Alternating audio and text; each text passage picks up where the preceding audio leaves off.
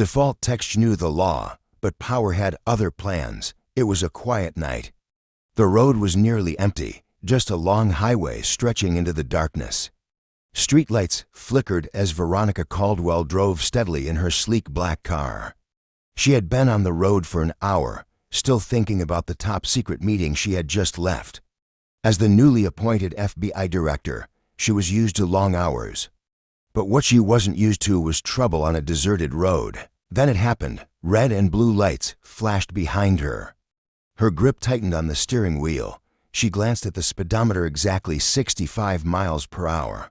No speeding, no wrong moves. Yet the police cruiser didn't back off. Veronica sighed and carefully pulled over. She knew the law. She had worked with law enforcement her entire career.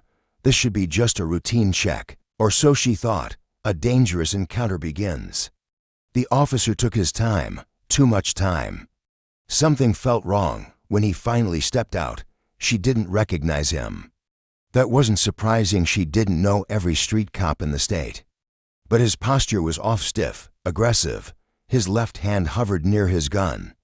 His right hand swung a flashlight, shining directly in her face. She rolled down her window, keeping both hands visible on the steering wheel. "Good evening, officer." Her voice was calm, professional. The officer didn't greet her. He didn't explain why he pulled her over. "License and registration." His voice was cold. Something about the way he said it sent a warning through her gut. "May I ask why I'm being stopped?" she asked evenly. The officer chewed his gum, staring at her for too long before repeating, "License, registration." Veronica hesitated. Her instincts, the same instincts that had saved her life many times, told her this was not routine. "Sir, I'm reaching for my purse on the passenger seat," she said carefully. No response. She moved slowly, pulled out her wallet, and handed him her FBI credentials along with her license. The officer didn't take them. His eyes flicked across the ID, then back to her face. "FBI, huh?" She nodded. Then his next words changed everything. "Step out of the vehicle." Tension rises. Veronica's heartbeat remained steady, but her mind raced.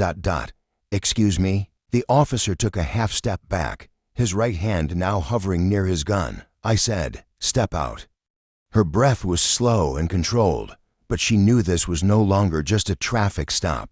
She had read reports like this before. She had seen the footage.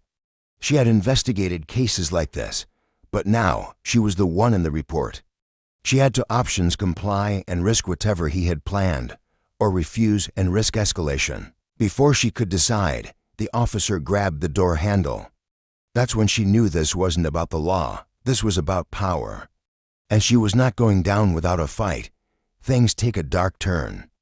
Her left hand shot out, gripping the door handle from the inside before he could pull it open.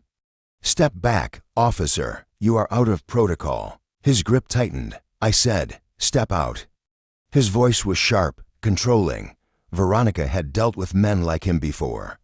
Men who mistook authority for dominance. This was no longer about a simple stop.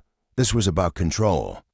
Just then, another police car pulled up. For a moment, relief washed over her. Another officer met a witness. But then she saw who stepped out. Another officer, tall, broad-shouldered, no nameplate visible. Not backup, reinforcement. The second officer looked at her. "Problem here?" he asked. The first officer smirked. "Just dealing with a non-compliant driver." The second officer stepped closer. "Ma'am, step out of the vehicle. Not FBI director, not Miss Caldwell. Just ma'am." A life-threatening moment. Veronica knew what was happening. This wasn't about her. This was about a system that let men like this abuse their power. If she moved the wrong way, they would write the report, and she wouldn't be alive to read it. She took a slow breath. Then it happened. The first officer grabbed her wrist too hard, too fast. Her instincts kicked in. She pulled back, not wanting to appear aggressive. "Get your hands off me," she snapped. The second officer reached for his radio. "We have a non-compliant suspect." Not a citizen, not the FBI director. A suspect, then a gun. The officer unfastened his holster. And before she could react, the barrel was inches from her face. Silence. A suffocating, terrifying silence. Then a voice cut through the night. "Hey, I'm recording this. Justice finds a way." A man stood at the edge of the road, phone raised. The glow of the screen lit up his face. He was recording everything. The officer hesitated. The second officer shifted, uncertain. For the first time, they weren't in control. More sirens, more police cars. The officers froze. Then, Director Caldwell. An officer recognized her. Everything changed. The new officers took control. The first officer's gun lowered. He was arrested on the spot, cuffed. His partner, suspended. The video went viral. By morning, the Justice Department launched an investigation. By noon, the corrupt officer was charged. Veronica had seen justice delayed before, but not tonight. Tonight, justice hit back. Make sure you're paying attention. This wasn't just about one bad cop.